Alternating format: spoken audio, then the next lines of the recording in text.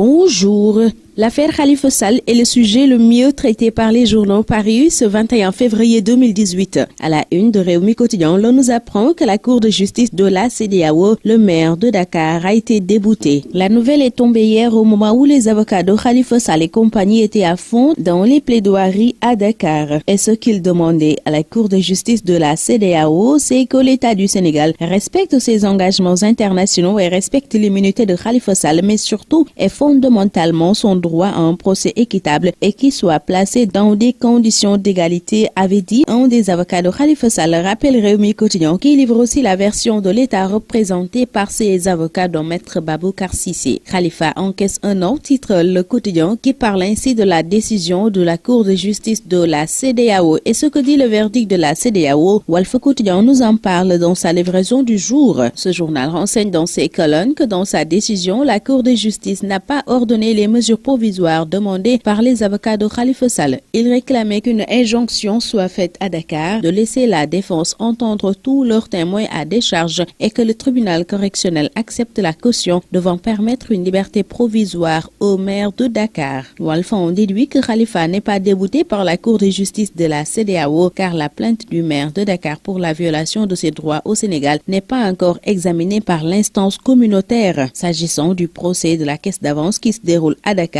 les avocats du maire ont plaidé non coupables. Maître Abdou Djali Kane de la Défense soutient dans les colonnes de Walf Quotidien que Khalifa Sall n'a rien fait. Et Enquête livre le tir groupé de la Défense. Ce n'est pas la vérité qui les intéresse, mais la tête de nos clients, soutient Maître Youssouf Kamara, pendant que Maître El Mamadou Ndiaye rappelle au juge qu'après Macky Sall, il y aura un autre président. Pendant ce temps, le même Macky lance les travaux du pont de Foundiougne et inaugure la route Passy-Sokone, renseigne Libération qui titre par conséquent Macky, l'équité territoriale en marche. Vox Populi s'intéresse aussi à cette tournée économique du président de la République à coloration politique et c'est pour livrer les propos du chef de l'État qui déclare, je cite, « Je ne vais pas parler de politique parce qu'à chaque fois que je vous parle, on dit que le président est en train de faire campagne. » Vox Populi voit par conséquent que Macky refuse d'être dans la campagne. Il dit, lui, il voit bien de la politique, semble dire la Tribune qui renseigne que face à la tournée économique de Macky Sall, il dit retourne en campagne. Et dans ce même journal, Cheikh Sadibou Diop, coordonnateur du mouvement Alerte,